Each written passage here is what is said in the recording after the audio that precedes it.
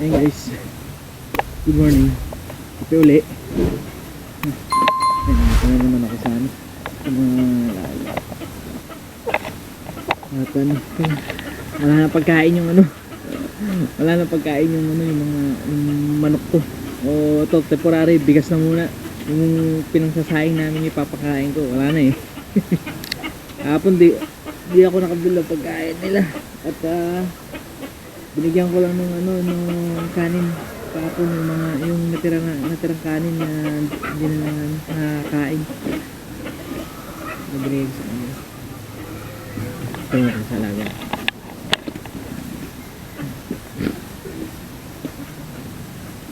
Good morning.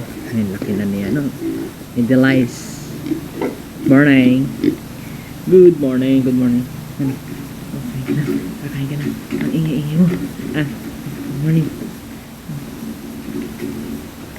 Good morning. Wala na. Umiga na. Ito. Peanut. Wala na. Baboy.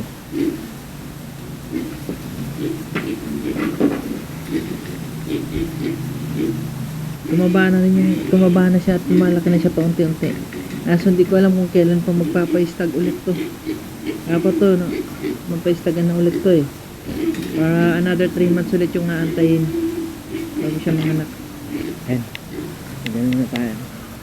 Simula muna ako magpakain ulit. Magpakain ng mga alaga ulit.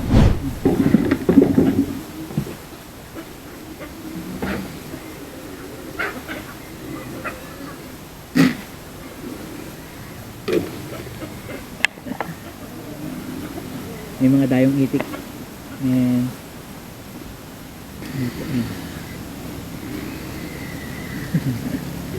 Ligo na. Ingi talaga nito. Halos araw-araw ko kasi pinapaliguan yung mga baboy. Buti nga't matibay. Ano mo, sa totoo lang, buti na lang matibay itong mga native na to. Matibay sila sa ano. Pagka yung mga hybrid kasi na alaga, matawag ko, selan. Itong native hindi masyado. Kaya kung ano na mapakain ko dito, mga dahon-dahon, okay lang. Ito, tatago lagi. Ayaw maligo. Ayaw maligo na itong baboy. Itong puti. Ayan, lalabas sila. Bumabang ko. Ayaw maligo. Wala, sige, takbo. Mahilig magtago yung puti. Ayan na naman. Ayaw. Yan ang pagkain nila. Trigo na may halong grower. Sige. Ayaw maligo ng puti. Ligo ka na. May mga kaligwas, babalikan ko kaya pagkatapos na ipakainin ko. Ayan. Tapos pakainin muli yung mga baboy. Dito naman tayo sa manok. Kaya kanina sabi ko walang pagkain na yung mga manok ko. Pagkain kaya ito naman na temporary. Bigas yung pinagkain namin. Nahilig pa naman sumalubong tong mga to. Wala meantime, bigas na naman. Mamaya bibilihan ko na lang ng pagkain. Ngayon, ayun. Nga pala. Hindi ko alam kung sino yung nangitlog dito sa mga to eh. Ang dami kasi. Ayan o. Meron na. Napulot ko nung isang araw. Dito sa sahig. Muntik pang maapakan. Meron na. Ikukuha ko muna ng dayami. Lalagyan ko na ng dayami itong mga ano. Yung mga basket para dito sila mangitlog sa may basket. Nalagyan ko muna ng dayami. Samahan nyo rin ako doon na pagpunta rin at kukuha tayo ng dayami para lagay dito. Ayan, bigas muna. Susunod, mapaparami natin to. Mapaparami na natin yung mga alaga nating manok. Ayan, tapos na. Punta muna tayo sa at mamumuna tayo ng dayami sa puto.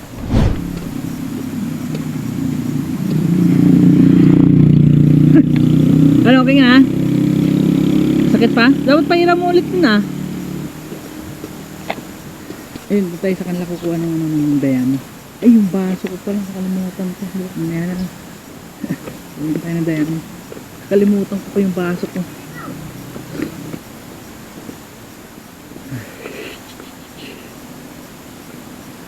Ito yung dayami nila. Ayan, ang dami. Ayan, dayami. Kaka. Ito yung baka nila eh. Yan. Mabait to eh. Hindi. Oh, sige na, sige na.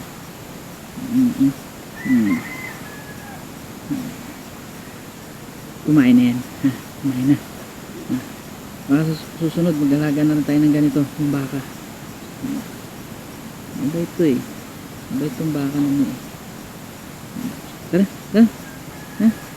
Susunod eh. Diba? Mabait tong baka naman. Ayun guys, ang ano lang doon sa baka ko, matagal. Matagal palakihin. Halos ng taon na dito. Pero malaki naman ang kitaan sa baka.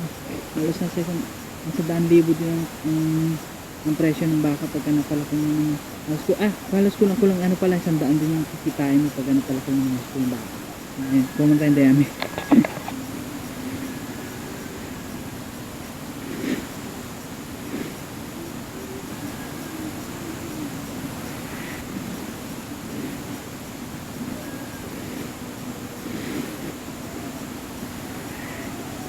Napunin mo tayo ng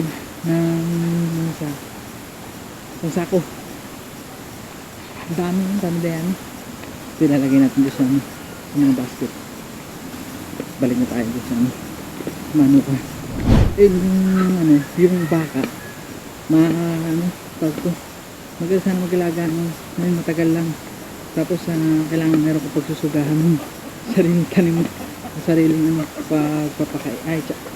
pagpapakainan mo ng sabagay, kahit saan mo naman ipwesto yung baka. Kahit damo o ano. Tapos ito yung dayam, yung pinagano ng palay. Yun. Pero malaki ang kita din sa baka. Yun lang medyo matagal. Bagay ganun dito talagang halos lahat ng hayop na mga alaga. Ganun talagang kailangan magantay, kailangan mumuhunan. Basta may manuan ka lang ng mapagsugahan na madamo, yun, iwan mo lang sila doon, tapos kainin ng tubig. Sa baboy naman, sa baka, bali taon nung inaantay. Tapos depende na sa'yo depende na sa nag-aalaga kung kung ibibenta niya na agad or hindi muna, palalakihin niya muna. Tapos sa baboy naman yan, months, tapos yan, depende rin sa klase din ng baboy. Meron din yung baboy na yung sa native nga hindi masyadong maselan, tapos yung hybrid na lalo na pagpatining, kailangan mo talaga mumuhunan ng feeds, mahal pa naman ng feeds. Kaya ito, dito lang muna tayo sa kaya lang muna natin. Karga muna natin ang dayaan yung mga basket. Sa totoo lang, itong mga manok, di pa ako kumikita dito sa mga manok, pero sa baboy ilang beses naman ako ilang beses na kami sa baboy. Yung una, lugi, yung sumunod, ito, okay naman. Ito na lang talaga sa manok. Kailangan paramihin muna.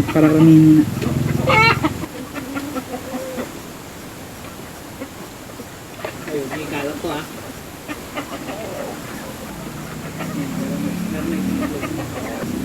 Kaya ng pagkat, lilim naman na ito.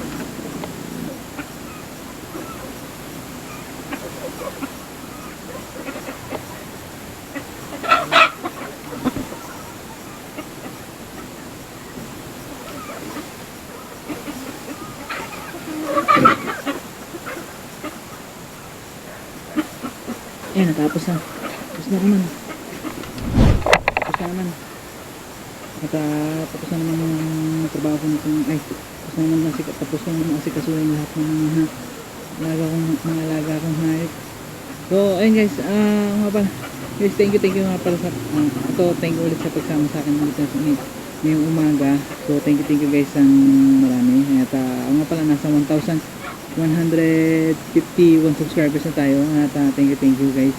So guys, ayun, kung bago ka sa aking channel, please do like, comment, share, and subscribe. And huwag mo na kalimutan din i-click yung notification bell para updated ka sa bagong videos. And ma-notify ka sa mga bagong upload sa aking channel. So thank you guys. See you on my next vlog. Bye sa inyo and God bless.